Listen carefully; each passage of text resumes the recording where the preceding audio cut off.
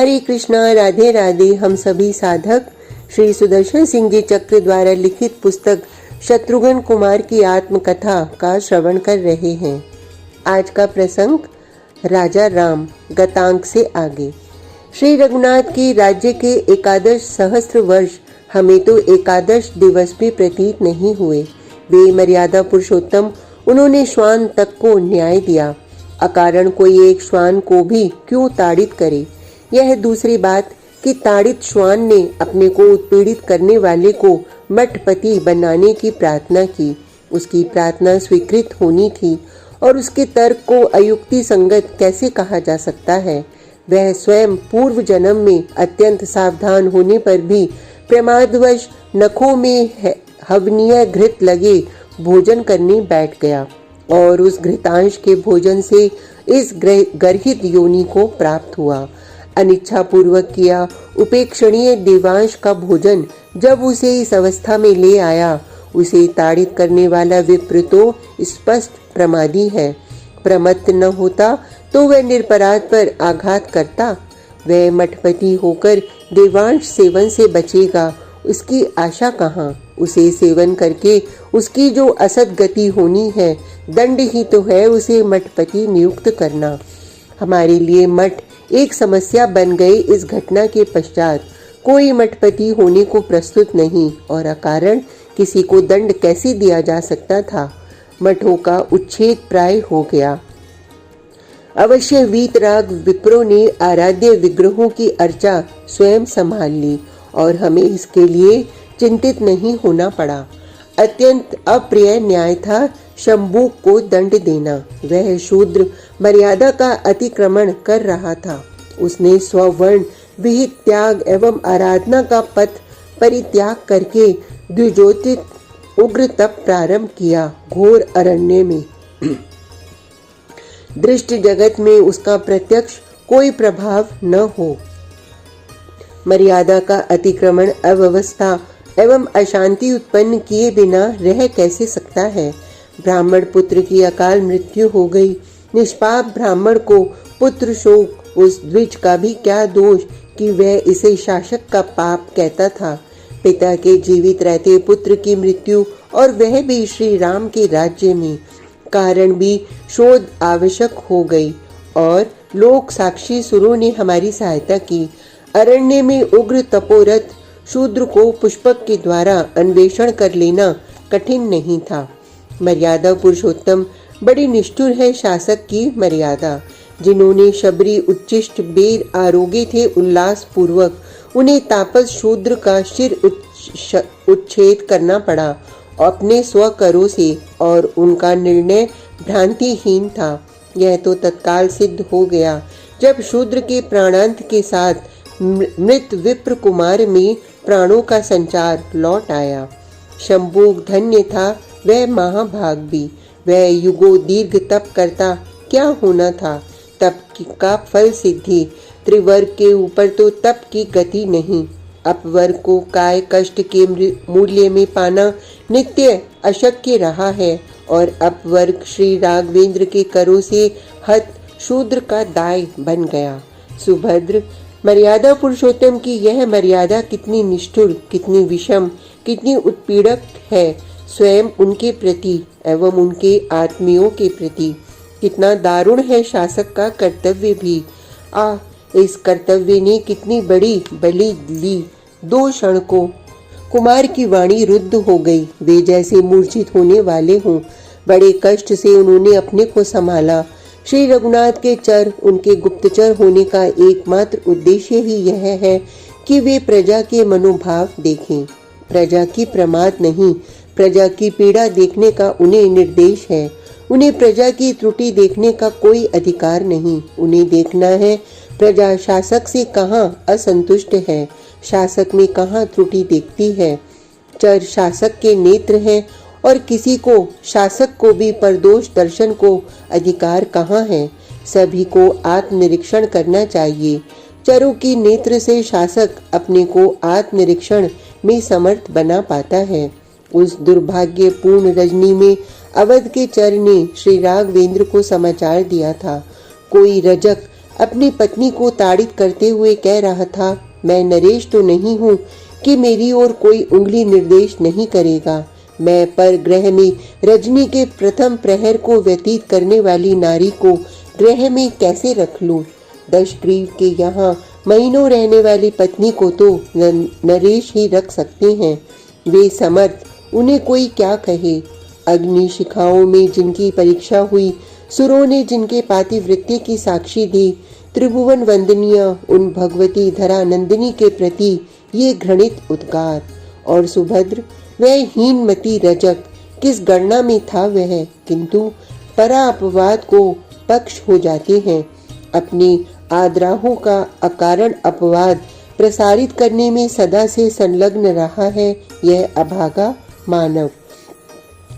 बड़ा निष्ठुर है शासक का कर्तव्य। वह प्रमाद करे या न करे, प्रजा में उसके प्रति भ्रांति भी हो जाए तो प्रजा पथभ्रष्ट हो रहेगी। अनुशासित अपनी भ्रांति को उसमें आरोपित करके उस भ्रम का ही अनुगमन करने लगेंगे। शासक का स्व कहाँ है, उसका अपना कुछ, वह तो उत्सर्ग हो चुका प्रजा के लिए। यदि वह इस उत्सर्ग से हटता है, समस्त समाज के उत्पत्तिगामी होने का अपराध उसी के सिर आएगा। उसकी भावना, जिसका स्व ही अवशिष्ट नहीं, उसकी भावना का महत्व। भगवती धरानंदिनी वे धन्या अंतर्वतनी थीं। उसका दोहद उनका पुनीत दोहद था। सुरसरी तट के काननवासी तपोधनों का दर्शन। वे ऋषि पत्नियों का स्वयं सत्कार करने जाना चाहती थीं। श्री रघुनाथ ने केवल अनुजों को उस घोर रजनी में बुलाया। उनकी वह एकांत मंत्रणा, उसे मंत्रणा नहीं कहना चाहिए सुभद्र, वह हमारे महाराज का आदेश सूचित करना मात्र था। महाराज का आदेश। श्री रघुनाथ उस एकांत में हमारे अग्रज नहीं, अवध चक्रवर्ती के रूप में हमारे सम्मुख थे। उन्होंने अपनी शपथ देकर स्पष्ट आदेश दिया, कोई कुछ नहीं कहेगा, कोई आपत्ति नहीं करेगा और कोई प्रातःकाल मध्याह्न से पूर्व यहाँ की कोई चर्चा किसी से नहीं करेगा। हम केवल श्रोता मात्र रह गए और सम्राट सर्वथा जैसे सम्राट मात्र हों। सहोदर अग्रज से बोले, लक्ष्मण, सबसे कठिन कर्तव्य तुम्हें दे रहा हूँ, तुम्हें मेरी शपथ, तुम चुपचाप इसे स्वीकार करोगे, कोई आपत्ति तुम्हें करनी नहीं है। हम केवल श्रोता मात्र रह गए और सम्राट सर्वथा जैसे सम्राट मात्र हों। सहोदर अग्रज से बोले, लक्ष्मण, सबसे कठिन कर्तव्य तुम्हें दे रहा हूँ। हम सब स्तब्ध रह गए। श्री रघुनाथ का यह स्वरूप, यह तटस्थ स्वर, किंतु वज्रपात तो अब होना था। वे कह रहे थे, मेरा रथ सज्जित करा लो, वैदेही जो कुछ ले जाना चाहे साथ ले जाने दो। तुम उन्हें साथ लेकर प्रथम प्रहर में यथाशीघ्र प्रस्थान करो। महर्षि वाल्मीकि के आश्रम के समीप सुरसरी तट पर अरण्य में जानकी को उतार देना। मार्ग में उनसे कुछ मत कहना। वहां उतार कर कहना, राम ने उन्हें त्याग दिया है। उन्हें निरपराध जानते हुए भी निष्ठुर अवध नरेश ने प्रजा रंजन के लिए उन्हें त्याग दिया है। वे अब चाहे जहां जाने को स्वतंत्र हैं और तुम उन्हें वहीं छोड़कर रथ लेकर तत्काल लौट आना।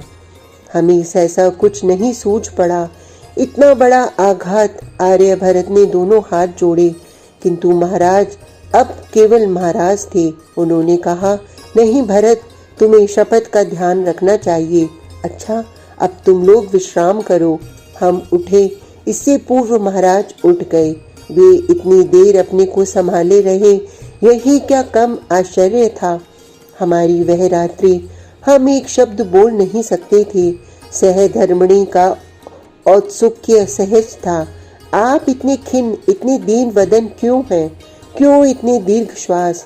इन लोचनों में जल क्यों? इतनी आतुरता उचित थी उनकी, किंतु हमारे पास साधन क्या था? हमने अपनी विवशता व्यक्त की। देवी, अनर्थ महान है, किंतु कल मध्याह्न तक उसे मुख पर लाने में स्वयं महाराज की शपथ अवरोधक बन गई है। तब तक धैर्य रखो। सहोदर अग्रज की व्यथा।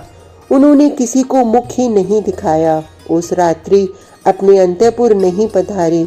एकांत कक्ष में उस मंत्रणा सदन में उन्होंने बैठे बैठे रजनी व्यतीत कर दी, और जब अरुण चूड़ ने सूचना दी ब्रह्म मुहूर्त के प्रारंभ की, वे रथ प्रस्तुत करने उठ गए। भगवती को कुछ ज्ञात नहीं था। उन्होंने मुनि पत्नियों मुनि कुमारों के लिए उपयुक्त उपहार रथ में रखवाए। सुकोमल एड़े याजिन परिष्कृत सामुद्रिक नारिकेल जल पात्र तथा अन्य आश्रमोपयोगी उपकरण वे स्वयं देख देख कर सज्जित करती रहीं।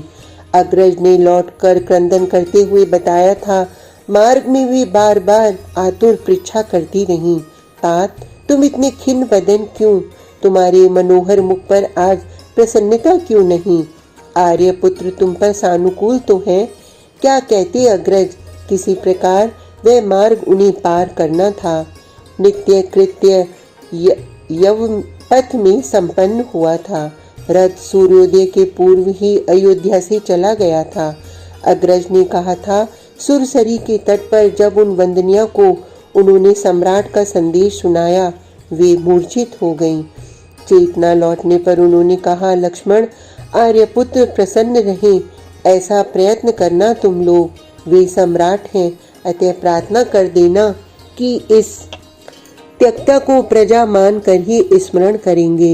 एक बात और लक्ष्मण, तुम देखते जाओ कि जानकी अंतः सत्वा है, उसमें तुम्हारे अग्रज का तेज है, पीछे शिशु को अपवाद न होना पड़े। माता अग्रज मूर्छित हो गए थे, जिनके श्री चरणों से ऊपर उन्होंने कभी दृष्टि नहीं उठाई थी। वे उन्हें देखते उन पावनता की अधिष्ठात्री को इस साक्षी की आवश्यकता थी। उन्होंने चरण वंदना की और लौटना था उन्हें। सुभद्र अयोध्या की साम्राज्य अंतः सत्वा दशा में घोर अरण्य में मूर्छिता एकाकिनी, वे राज्य की अधिदेवी निर्वासिता। निष्ठुर राज्य धर्म का इससे दारुण स्वरूप भी कुछ होगा। कुमार फूट फूट कर रो उठे। देवी श्रुतकीर्ति ने मुख दबा लिया अपना, और सुभद्र के नेत्र अजस्र प्रवाही बन गई।